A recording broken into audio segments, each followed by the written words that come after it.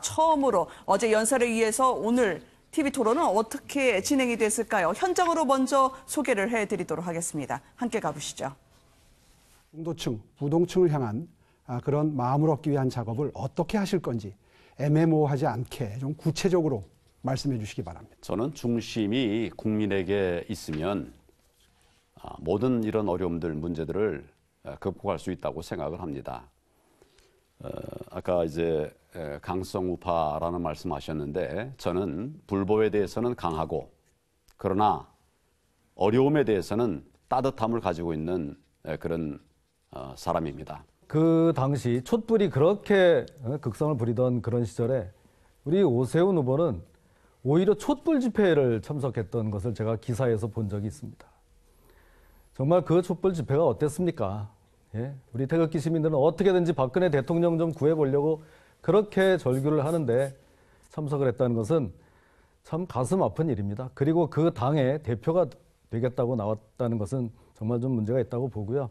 아까 김진태 후보 촛불 집회 나가고 태극기 집회 안 나왔다 그러시는데 두 군데 다 갔었습니다. 그러면 촛불에서 하는 얘기가 더 솔깃했던 모양이죠. 당을 탈당하고 바른미래당 가지 않았습니까? 김진태 후보는 늘 아스팔트 위에서 싸운 것, 그것만 싸운다고 생각을 하는데요. 저는 거기에는 미안하지만 동의할 수가 없습니다. 네. 싸움에도 강약이 있고 시기가 있는 것이죠. 지금 토론의 후문을 저희가 들어보니까요. 누가 더 색깔이 강한가를 놓고 치열한 공방이 벌어졌던 모양입니다. 특히 이 김진태 의원 측에서는요. 오세훈 전 시장 향해서 어쨌든 당이 좀 살만하니까 들어오신 게 아니냐라는 취지로 공박을 했다고 하더라고요, 김 교수님. 네, 당을 떠났던 부분들을 매섭게 공격을 했고 서울시장을 그만뒀던 누구나 다 알 수 있을 정도로 오세훈 시장의 약점에 대해서 파고들었는데요. 네. 사실 생각했던 것만큼 깊이 있는 토론이 좀 이루어지지 못했던 측면이 있는 것 같습니다. 오세훈 전 시장 입장에서는 그 내용들에 대해서 충분히 방어하려고 하는 모습들이 있었고 네. 오세훈 후보가 가장 주장하고 있는 건 그래서 지금 상황에서 총선에서 이대로 선거를 치르게 됐을 경우에 결국은 중도로 외연활장할 수 있는 후보는 나밖에 더 있냐라는 이야기를 끄집어내는 모습들을 볼 수가 있었고요. 네. 황교안 전 총리에 대해서 이제 많은 사람들이 좀 궁금해했던 부분들이 있었습니다.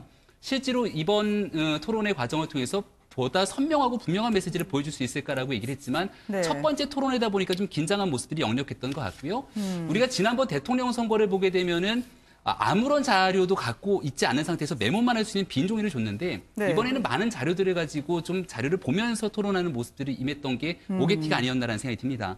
하지만 네. 그럼에도 황교안 후보가 강점을 보였던 것은 전당대회가 자칫 이념 대결의 장으로 짚히게 되면서 당을 분열하게 되면 어떡하냐라는 우려의 목소리가 있었는데요. 특히 여러 질문 속에서 경제에 관한 대안, 이 외교적인 행보에 대한 대안 등에 대한 내용들을 물었던 것은 이 전당대회의 토론의 품격을 높였다는 점에서는 좀 긍정적인 평가를 내릴 수 있지 않을까 생각이 됐습니다. 네, 장인철 평론가님, 그럼 당내에서 지금 황교안 전 총리가 대세론이란 말이 맞나요? 근데 이거를 잡으려면 좀 더 강해야 될 텐데 오세훈 전 시장이 지금 5.18 관련한 문구도 좀 따가운 소리를 넣었다가 정작 연설에서는 뺐다는 그런 의혹 때문에요.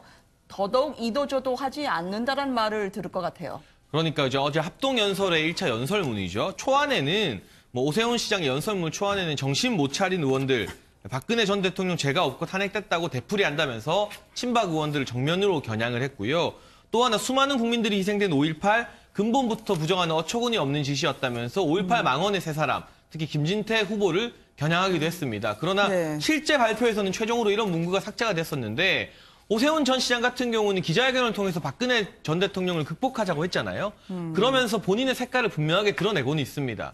그러나 자칫 합동연설회에서 너무나 이 친박을 공격하는 데 집중한다면 네. 당을 통합하기를 원하는 또 대부분의 중도 민심과는 다른 목소리를 낼 수도 있는 부분이기 때문에 그런 부분에 고려가 있었던 것 같고 사실 이번에 전당대회에 관련된 토론회나 오늘 이 토론 질의응답 내용을 봐도요. 저는 오세훈 전 시장이 그래도 분명하게 색깔을 내면서 중심축을 잘 잡고는 있구나 그런 생각을 했어요. 반면 네. 황교안 전 총리 같은 경우는 당의 통합 이런 부분에 있어서 당을 갈라내지 않겠다는 그러한 의도는 보이지만 이미 사실은 당선이 된 당선자처럼 행동하고 있는 것은 아닌가. 물론 대세론을 형성하고는 있지만 이미 당선자 이후, 당대표 된 이후에 당을 어떻게 운영하고 당을 통합할지에 대해서 초점을 맞추는 모습 같아서 네. 그 부분에 있어서는 좀 더 위기감을 느껴야 하지 않을까 하는 생각도 들었습니다. 네.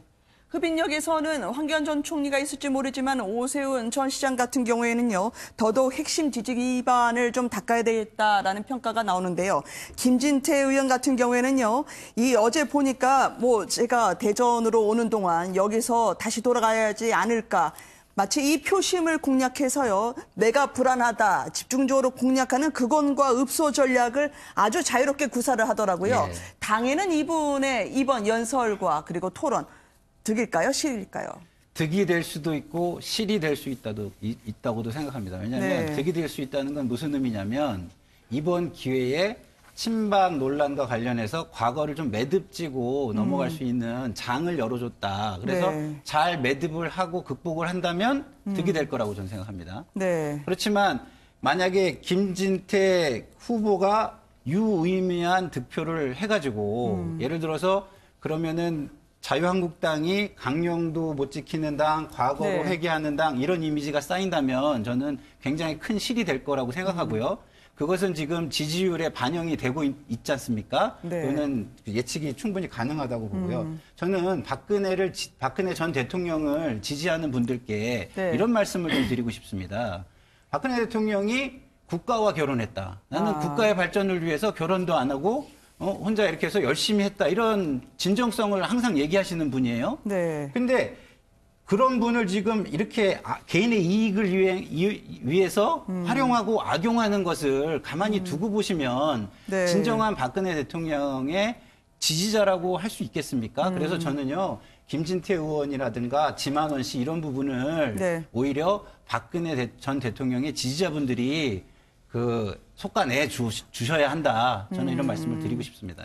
그러니까요. 이 김학용 의원 오늘 인터뷰를 보니까요. 박근혜 전 대통령의 영향력이 예전 같지 않다라고 이야기를 하던데요.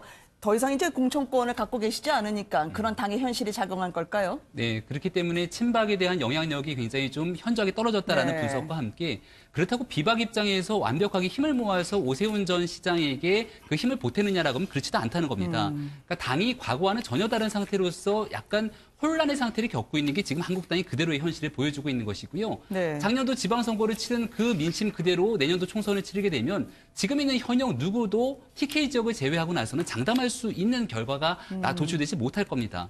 따라서 지금 오늘 첫 번째 토론회가 있었고요. 앞으로 5번의 토론회가 추가로 진행되게 될 것인데 네. 과연 어떤 당대표 체제 내에서 1년을 정비해야지 내년도 총선에서 이 배지를 다시 한번 달 수 있는 유리할 수 있을 것인가. 이것을 보고서는 많은 판단의 가치 결과가 좀 달라지지 않을까 생각이 됩니다.